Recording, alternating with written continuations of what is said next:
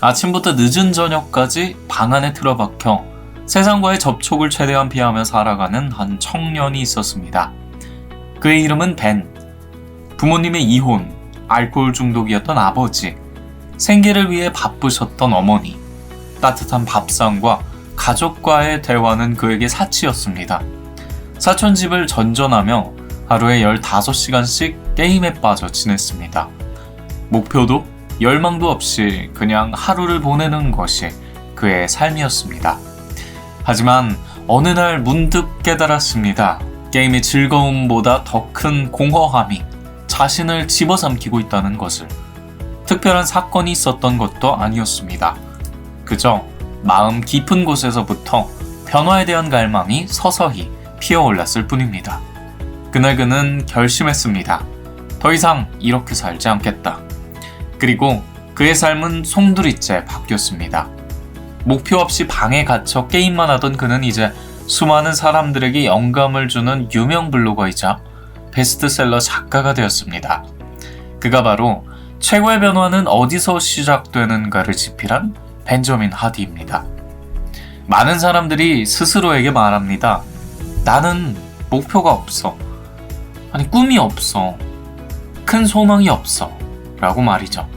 하지만 그것은 사실이 아닙니다. 목표는 누구에게나 있습니다. 다만 크기와 방향이 다를 뿐입니다.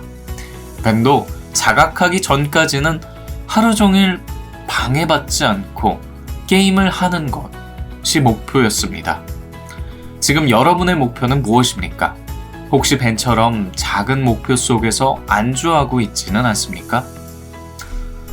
성공한 사람들은 하나같이 말합니다. 목표를 이루기 위해서는 삶의 원동력을 올바른 방향으로 집중시켜야 한다고 말이죠. 그러기 위해서는 내가 무엇을 원하고 왜 원하는지 깊이 이해해야 합니다. 만약 여러분이 게임을 하는 것이 나의 원동력이라고 인식한다면 그 과정에서 마주하는 어려움은 단순한 장애물일 뿐일 것입니다. 하지만 원대한 목표를 품고 있다면 오히려 게임을 하는 것이 여러분의 장애물이 될 수도 있습니다. 마음속 원동력이 무엇인지에 따라 어제의 목표가 오늘의 장애물이 될 수도 있고 오늘의 장애물이 내일의 목표가 될 수도 있습니다. 여러분은 무엇을 위해 살아가길 원하십니까? 만약 목표를 향해 나아가는 과정에서 어려움을 예상하고 각오한다면 피할 수 없이 찾아오는 시련조차도 내가 가치 있는 일을 하고 있구나 라는 신호로 받아들일 수 있을 것입니다. 하지만 대부분의 사람들은 이런 자각을 하지 못합니다. 해고되거나 지쳐서 내던지듯 그만둘 때까지 원치 않는 일자리를 붙잡고 살아갑니다. 그저 버티기 위해서 사는 것처럼 말이죠. 내가 누구인지를 알고 싶다면 자신의 발이 향하는 곳을 바라봐야 합니다. 그것이 바로 지금 당신이 가고 있는 길입니다. 우리는 누구나 삶을 살아가는 의욕을 가지고 있습니다. 중요한 것은 그 의욕을 어디에, 어떻게 사용할 것인지를 분명히 하는 것입니다. 내가 진정으로 원하는 것이 무엇인지, 왜 그것을 원하는지 알고 있을 때 우리는 더욱 풍요로운 삶을 만들어갈 수 있습니다. 왜냐하면 행복은 바로 삶의 의욕에서 시작되기 때문입니다. 책 해내는 사람에게는 한 가지가 있다의 저자 케빈 밀러는 자신의 의욕이 무엇인지를 정확히 발견하지 못한 이들에게 이렇게 말합니다. 학생, 직장인, 억만장자, 생애 처음 내 집을 장만하려는 사람, 거물 정치인 등 누구나 삶의 원동력을 품고 있다. 말하자면 목표를 이루고 자신에게 필요한 것을 얻으려는 강한 힘과 결의가 없는 사람은 없다. 이루고자 하는 목표의 크기가 다를 뿐이다. 삶의 원동력을 올바른 방향으로 집중시키려면 내 원동력의 내용을 잘 아는 것, 즉 인지가 중요하다. 삶의 의지, 원동력은 자각에서 시작한다. 그렇습니다. 삶의 원동력이 없는 사람은 없습니다. 그러나 그 원동력을 잘못 품게 되면 우리의 인생은 완전히 다른 방향으로 흘러갈 수도 있습니다.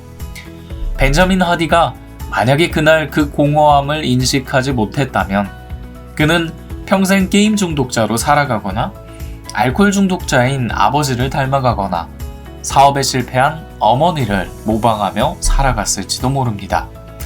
그러나 자신이 진정으로 원하는 원동력을 올바른 방향으로 집중하면 그 힘이 우리가 매일을 기대하게 하고 즐거움과 성취감을 느낄 수 있도록 만들어줍니다. 많은 사람들이 가난과 부족한 환경을 핑계 삼지만 때때로 그 부족한 환경이야말로 가장 강력한 원동력이 됩니다. 한정된 자원은 단순한 생존을 넘어 성공을 향한 추진력이 되기 때문입니다. 오히려 우리가 가진 자원이 넘치면 혼란과 좌절, 무관심에 빠질 확률이 더 높습니다. 많은 자원으로 우리가 무엇이든 될 수 있고 무엇이든 할 수 있다는 그 가능성이 오히려 우리를 방황하게 만들 수도 있습니다. 그렇기에 중요한 것은 내가 가진 것들로부터 원동력을 모으고 그것을 올바르게 활용하는 것입니다. 물론 우리가 바꿀 수 없는 것들도 있습니다. 유전자, 부모, 성장 환경. 이러한 것들은 우리의 의지로 변화시킬 수 있는 것들이 아닙니다. 하지만 우리는 바꿀 수 없는 것에 얽매이는 대신 바꿀 수 있는 것에 집중해야 합니다. 자신을 잘 아는 것은 폭발적인 성장으로 가는 가장 강력한 무기입니다. 진정으로 원하는 것이 무엇인지 알기 위해서는 내가 어떤 영향을 받아왔는지를 돌아보고 새로운 영향을 받아들일 준비를 해야 합니다. 지금까지의 환경과 가치관을 점검하고 그것이 정말 나에게 맞는지 자문해야 합니다. 그리고 전에는 한 번도 생각해보지 못한 새로운 삶의 방식을 상상할 수 있어야 합니다. 우리의 가장 강력한 힘은 우리가 가려는 방향을 이해하고 지지해주는 사람들에게서 나옵니다. 진정한 영웅의 힘은 자신보다 더 위대한 무언가를 믿는 데서 비롯됩니다. 그리고 힘은 목적을 품는 것에서 나옵니다. 목적이 무엇인지가 중요한 것이 아니라 그것을 품고 살아가는 태도가 중요한 것입니다. 여러분이 원하는 일을 정당화하려 애쓸 필요는 없습니다. 목적이 명확하고 타인을 위한 방향이라면 그것만으로 충분합니다. 최종 목표에 도달한 자신의 모습을 아직 명확히 그릴 수 없더라도 반드시 이루겠다는 신념이 있다면 해낼 수 있습니다. 왜냐하면 원동력은 그런 힘을 지니고 있기 때문입니다. 그래서 확신을 가지는 것이 가장 중요합니다. 유전은 총을 장전하는 것이고 라이프 스타일은 방아쇠를 당기는 것입니다. 원하는 결과를 향해 방아쇠를 당기고 스스로의 라이프 스타일을 만들어가는 것은 오직 당신 자신입니다. 아직까지 여러분이 진정으로 자신이 원하는 삶의 원동력을 찾지 못했다면 잠시 가던 길을 멈추고 깊은 생각에 한번 빠져보세요. 삶의 공허함을 느끼는 바로 그 순간이야말로 여러분이 뭔가를 해내야겠다고 결심할 수 있는 진짜 원동력이 찾아오는 날일지도 모르니까요. 우리는 좋은 것을 선택할 수 있다. 그 차이가 모든 것을 결정한다. 모든 것은 관점에 달려있다. 케빈 밀러.